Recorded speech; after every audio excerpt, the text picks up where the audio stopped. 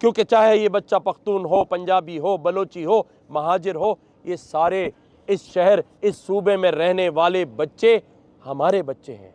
जो कत्ल किए, शहीद किए जा रहे हमारे बुजुर्ग हैं। मेरी नज़र में किसी की कौमियत के हिसाब से बात नहीं करते, लेकिन हमारे सियासी रहनुमाओं ने इसको मजाक बना दिया।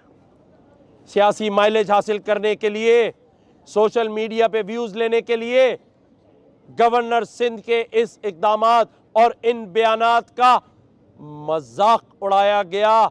आज इसीलिए मजाक उड़ाने की वजह से उसके बाद कई 100 लोग एक्सीडेंट में कुचले गए और उनकी जानें चली गई।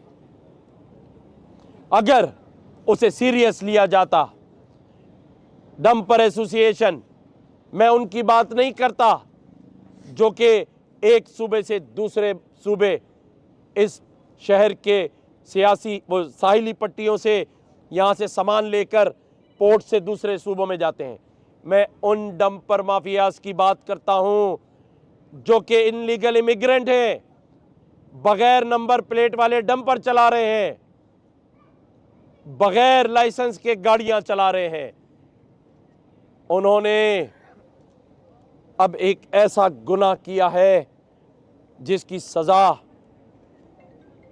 और उसका अजाब अल्लाह ताला क्या देता है ये तो मैं नहीं जानता, लेकिन हज़रत सवाले अलैहिस्सलाम के दौर में नबी अलैहिस्सलाम थे, एक ऐसा वाक़या हुआ, ऊंटनी के पैर काटे गए, पूरी कौम पर अजाब आया।